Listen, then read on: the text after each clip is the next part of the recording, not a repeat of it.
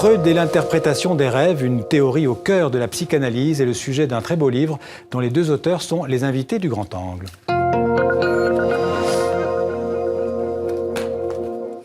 Bonjour Céline Masson. Bonjour. Et bonjour Serge Bloch. Bonjour. Alors vous avez publié ensemble aux éditions de La Martinière une adaptation illustrée du célèbre livre de Freud, L'interprétation du rêve, un livre publié par Freud en 1900 en Autriche. Un texte majeur, comme vous l'écrivez, considéré comme l'acte de naissance de la psychanalyse. Freud y analyse d'ailleurs entre autres ses propres rêves et ceux de certains de ses patients. Alors dans votre livre, vous avez choisi d'illustrer des extraits de ce livre fondateur de Freud. D'abord un mot, Céline Masson, vous êtes psychanalyste évidemment, maître de conférence je crois à l'université Paris Diderot. Professeur maintenant à l'université Picardie-Jules Verne. Voilà, et anciennement maître de conférence à l'université Paris Diderot, enfin parmi beaucoup d'autres choses. Et vous, Serge Bloch, vous êtes dessinateur, illustrateur, vous avez une œuvre très variée. J'ai vu que vous travaillez pour la presse française, américaine, pour illustrer des livres, et notamment des livres pour enfants. Et vos nombreux expos, on peut le dire, ont fait le tour du monde. Alors à tous les deux, une question qui s'adresse aux deux. Comment vous est venue l'idée de faire ce livre à deux ? Alors, si je peux me permettre, c'est un projet éditorial. Donc, nous avons été sollicités par Laetitia Real-Moretto, qui a finalement sollicité deux passionnés d'images. Moi, en tant que psychanalyste, m'intéressant aux rêves, aux fantasmes, aux images créées aussi, aux images créées et rêvées, puisque je m'intéresse au processus de création. Donc, c'est une demande d'éditeur, finalement, un projet d'éditeur. Mais l'idée, c'est... Votre idée de départ, le projet de l'éditeur, alors, qu'est-ce que vous avez voulu faire dans ce livre, par ce livre ? Alors, c'est la mise en contact, effectivement, entre les images rêvées, telles que Freud en a parlé, dans la Traum de Tung, l'interprétation des rêves, et la rencontre, effectivement, avec un artiste, avec un dessinateur, Serge Bloch, voilà, qui a pu entendre, en tout cas, lire le texte freudien. Moi, pardon ? Et vous, alors ? Moi, de la même manière que Céline, j'ai été contacté par la directrice artistique, qui est une amie, Valérie Gauthier, avec qui j'ai déjà fait plusieurs livres, et Laetitia. Elles m'ont proposé d'illustrer Freud. Je sortais d'un énorme boulot qui n'est pas tout à fait fini. Je viens de finir d'illustrer la Bible, l'Ancien Testament. Donc, vous vous attaquez à des gros morceaux. Oui, la psychanalyse, enfin l'interprétation des rêves, c'était petit par rapport à la Bible. J'ai fait 2000 dessins pour la Bible. Celui-là me paraissait presque léger par rapport aux propos de... en tout cas par rapport à la quantité de travail que représentait le boulot que je venais de finir.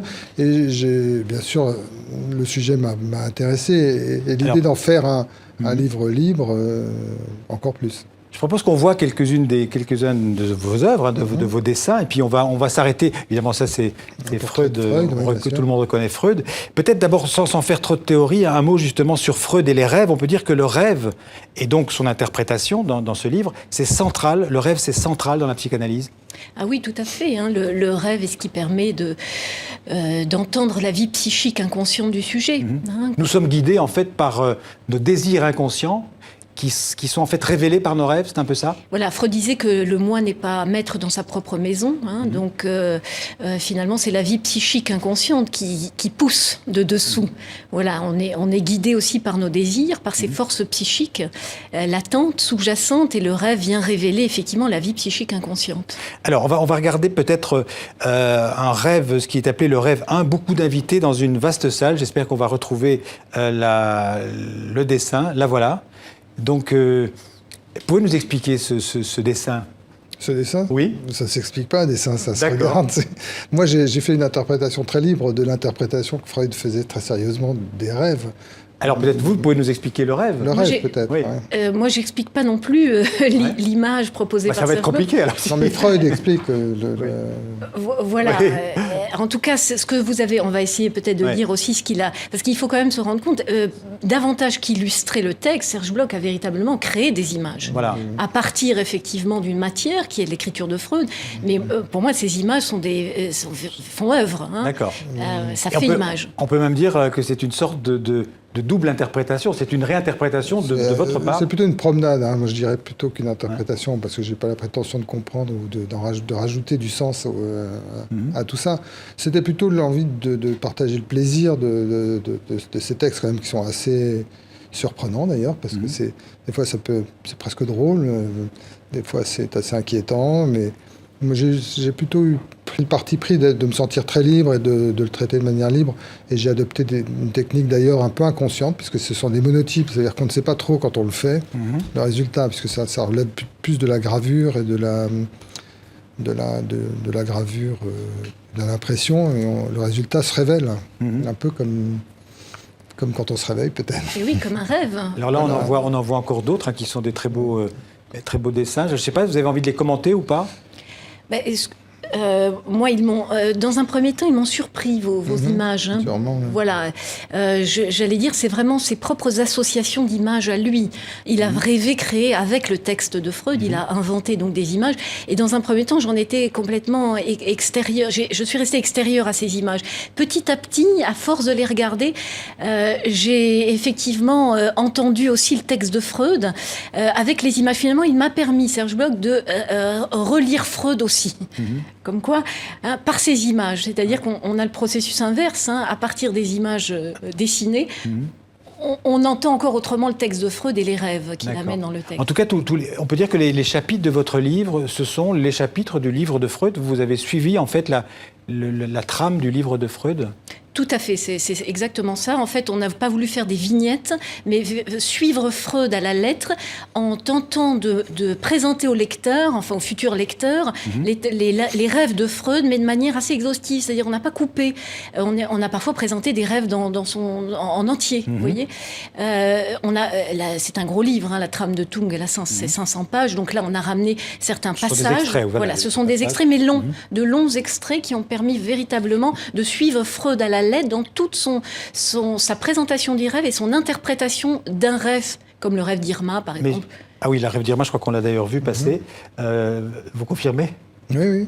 Donc je lis, donc c'est la méthode d'interprétation du rêve. Le rêve est une satisfaction de désir, la défiguration onirique. Tout ça, ce sont des chapitres, écrits par Freud. C'est ça, exactement. Ouais. On a suivi Freud chapitre par chapitre, en présentant finalement l'essentiel de chaque chapitre pour donner le goût au lecteur de lire Freud, finalement.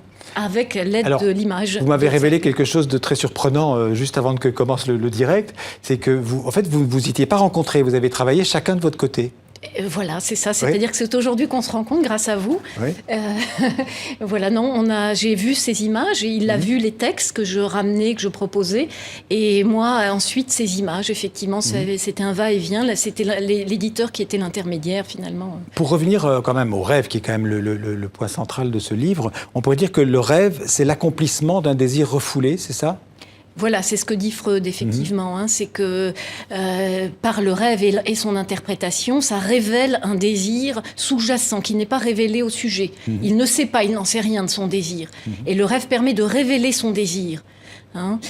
Et vous, dans votre pratique psychanalytique, le rêve est quelque chose de central. Vous travaillez beaucoup sur le rêve de vos patients ? Les patients amènent des rêves, effectivement. C'est tout à fait intéressant dans la cure, puisqu'on propose aux sujets, aux patients, de dire tout ce qui leur passe par la tête, et y compris d'amener leurs propres rêves. Et donc, ils viennent, d'une certaine manière, donner les rêves à l'analyste.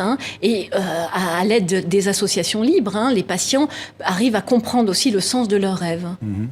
Alors, par exemple, c'est encore un très beau... C'est vraiment des très beaux... comment dire. Vous les travaillez comment ? En fait, j'ai fait ce livre, ces dessins, je les ai faits quand j'étais à New York, dans les beaux jours, donc en mai-juin, parce que c'est un endroit où je passe beaucoup de temps.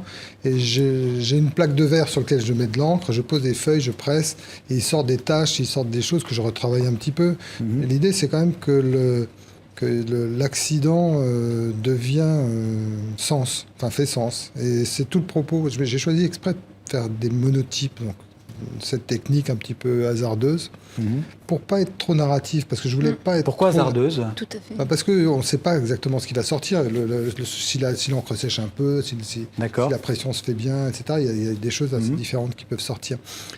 Pourquoi hasardeuse ? Parce que je trouvais que j'avais pas la légitimité personnellement de raconter plus que ce que Freud racontait, parce que je trouve que c'est déjà c'est assez puissant, et je me suis plutôt plu à donner du plaisir et à rendre ce livre joyeux et intriguant et un petit peu de profondeur. Mais puis ce que j'aime bien dans le dessin libre, c'est d'abord il doit y avoir de l'association, je ne sais pas trop quoi dire de plus, parce que c'est pas mon métier, et surtout le lecteur peut rentrer dans des images comme ça de manière un petit peu un petit peu libre aussi. C'est un vrai plaisir, ça. Ouais, j'avais envie de vous demander justement, vous n'étiez pas du tout passionné par la psychanalyse avant? Non, j'ai réussi à vivre jusque-là, assez avancé que j'ai aujourd'hui sans en avoir fait l'expérience. D'abord parce que ma cure, c'est le dessin, moi. C'est ça. C'est votre psychanalyse à vous. Je me soigne en dessinant. Ouais. Ça se voit peut-être d'ailleurs. C'est une passion de la trace, effectivement, de travailler. Oui, moi je suis dans l'écriture graphique. Vous avez dit tout à l'heure que vous étiez passionné par les images aussi? Oui, tout à fait. À double titre, il se trouve que je dessine aussi depuis fort longtemps. Ça, c'est très beau, je vous interromps, c'est très beau. Oui, c'est très beau. On dirait un dessin d'enfant, mais c'est plus... ce sont des dessins. Oui, d'accord. Ce sont des collages. Ils se suffisent à eux-mêmes. Je pense qu'il n'y a pas tellement à raconter sur ce genre de dessin. D'accord. Ils doivent atteindre le spectateur ou le lecteur sans... Oui, non, je vous ai interrompu.